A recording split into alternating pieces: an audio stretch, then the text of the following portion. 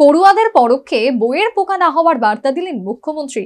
টিবিএসসির মাধ্যমিক এবং উচ্চ মাধ্যমিক পরীক্ষায় বিভিন্ন স্কুলের ভালো ফলাফল করা পড়ুয়াদের সাথে মত বিনিময় করলেন মুখ্যমন্ত্রী মানিক সাহা। সংশ্লিষ্ট পড়ুয়াদের উদাহরণস্বরূপ ট্যাব প্রদান।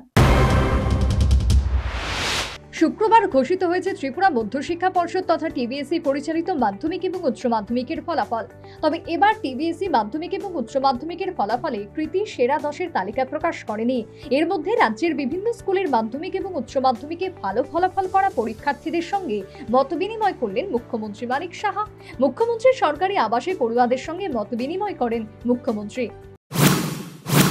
নিজেই করতাম, অনলাইন ক্লাস ছিল, 4 জন গৃহশিক্ষক ছিল। হ্যাঁ, মনে করতে অসুবিধা হতো না অনেক সময় পড়াশোনা করতে গিয়ে? হ্যাঁ, আবার রিভাইজ করে নিতাম। কিভাবে রিভাইজ করতে? শর্ট নোটস ছিল, সেগুলোকে দেখে নিতাম। লিখতে? হ্যাঁ, লিখতাম। ফেল করার ইয়ে ছিল না, বেশ মুখস্থ করা? না, কখনোই ছিল না। সায়েন্স স্টুডেন্ট আমি, তাই মুখস্থ করতাম না। তুমি তো সায়েন্সই আছে। হ্যাঁ, সায়েন্স। আর তোমার মা বাবা? আমার মা আসছেন। কোথায়? মা কোথায়, কি করেন? মা পোস্ট অফিসের এজেন্ট। কোথায়? কমলপুরে? হালহালিতে, কমলপুরের হালহালিতে। বাবা? বাবা আমি যখন ক্লাস 8-এ পড়ি তখন বাবা। এক্ষেত্রে কার্যত পড়ুয়াদের পরোক্ষ বইয়ের পোকা না হওয়ার আহ্বান জানালেন মুখ্যমন্ত্রী মানিক সাহা।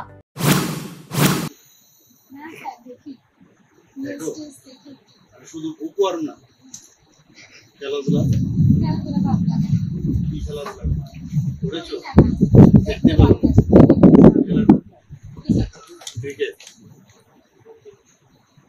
কিরকম লাগছে? তোমার এক্সপেকটেশনের মধ্যে ছিল না আরো বেশি পাওয়া যাচ্ছে? না, ছিল যে ভালো করবো, কিন্তু প্রথম স্থান অধিকার করতে পারলাম। 10th কত ছিল? 91.2%। তোমার এরকম ফিলিং হয় না টিবিএসসি তে না থেকে সিবিএসসি থাকতে এরকম হয়? তো ডিফারেন্স আছে সিবিএসসি কোর্সের সাথে টিবিএসসি?